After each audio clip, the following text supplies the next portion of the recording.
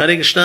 Well, अगर ऐसा कभी होता है कि डिवोटीज प्रेशराइज कर रहे होते हैं कि आपको दीक्षा लेनी चाहिए, लेकिन आप रेडी नहीं है मेंटली, फिजिकली, सोशली, या इनमें से किसी एक तरह से अगर आप रेडी नहीं है, और maybe you are ready, आप चार्यों का पालन भी कर रहे हैं, 16 माला का जप भी कर रहे हैं, लेकिन ना अभी किसी गुरु से आपका बहुत वो सिंसियर, वो डीप कनेक्शन होता है ना, एक्सक्लूसिव वाला, वो कनेक्शन अभी आया भी नहीं है, तो ऐसी स्थिति में हमको दीक्षा नहीं लेनी चाहिए।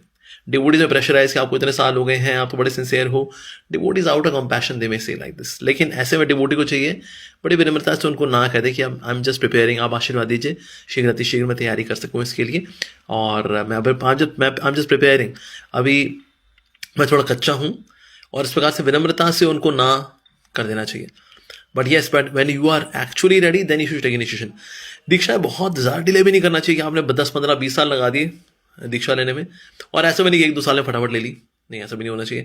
तो अगर आप 4 5 साल भी अगर लगाते हो एक पर्टिकुलर गुरु में, आपकी श्रद्धा अगर प्रॉपर विकसित हो जाए, then one should take initiation. Also कभी भी डिवोटीज होते हैं प्रेशराइज कि ना आप हमारे फला फला गुरु जी है ना, उनसे आप दीक्षा ले लो, अब यहाँ तो सारे उन्हीं के डिसाइपल तो हैं, और क्या, नहीं तो अब उनसे दीक्षा ले लो।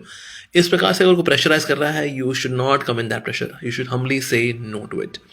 क्योंकि किसी एरिया में किन गुरु के डिसाइपल ज़्यादा हैं, या कौन आपको प्रेशराइज कर रहा है, या आपकी इवन शिक्षा गुरु के गुरु कौन है, ये सब मैटर नहीं करता। आपका खुद का पर्सनल कनेक्शन किस गुरु के साथ है, उन्हीं से ही आपको दीक्षा चाहिए, दीक्षा लेनी चाहिए।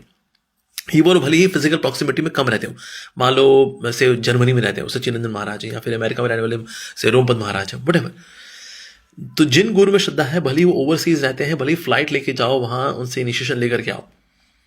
सो but one should take initiation only from that guru जिसमें आपकी प्रगाढ़ श्रद्धा है, जिनकी वाणी आपको इतना इंस्पायर करती है कि आप उनकी वाणी के बिना रह नहीं पाते, यहाँ जो वो बोल रहे होते तो आप खिंचे चले जाते हो। तो ऐसा होना चाहिए। तो अगर आप किसी ऐसे गुरु से दीक्षा लेते हो जिनकी वाणी आपको श्रद्धा नहीं है, लेकिन लोग बोल रहे हैं यार ले लो ना, उनसे ले लो ना, हमने भी उनसे ली हुई है, फिर हम गुरु भाई गुरु बहन हो जाएंगे ना, और क्या, नहीं तो इन चक्रों में नहीं पड़ना चाहिए। हम सब एक फैमिली है। इट इज़ नॉट दैट कि ये जीकेजी फैमिली है और वो आरएनएस फैमिली है और ये जीपीएस फैमिली है। हम एक फैमिली है, श्रील प्रभुपाद की फैमिली है। सबके पिता कोई कोई अलग अलग हो सकते हैं, दैट्स परफेक्टली ओके, परिवार है। लेकिन ये बोलना कि ना कोई बोलता है कि ना अरे हमारे ग्रुप में आ जाओ, हमारे ग्रुप में आ जाओ, कभी इससे प्रभावित नहीं होना चाहिए। One should see one's own personal spiritual connection, तभी दीक्षा लेनी चाहिए। या फिर आपकी प्रोफेशनल स्थिति अभी कुछ ऐसी है कि आप दीक्षा नहीं ले पा रहे, you are too busy making money, maintaining your family, or getting married, finding a right match for you, or for whatever reasons, अगर आप you are stuck up in a certain situation जो कि temporary है, then first let this situation pass, उससे आप उसको पार कर लीजिए, and then you take initiation। जैसे कई लोग कॉलेज के दिनों में इनिशिएशन नहीं लेते, उनको पता है पढ़ाइयाँ होनी है यार, अभी तो नहीं ले पाएंगे हम दीक्षा, क्योंकि 16 माल आगे पीछे हो जाती है कभी कभी हमारी, तो इसीलिए, या फिर स्पिरिचुअल प्रैक्टिस में या 4 नियम में से कुछ आगे पीछे हो रहा है, तो उसको थोड़ा स्टेबलाइज करना चाहिए, and then one should take initiation.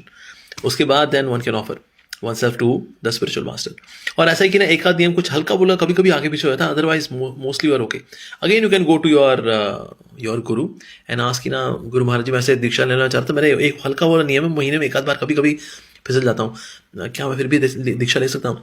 गुरु अगर बोल देंगे ठीक है, do your best, then also you can take diksha। तो इसलिए but one should be very honest with one's guru and sincerely first know that yes I am ready, then take initiation। Hare Krishna।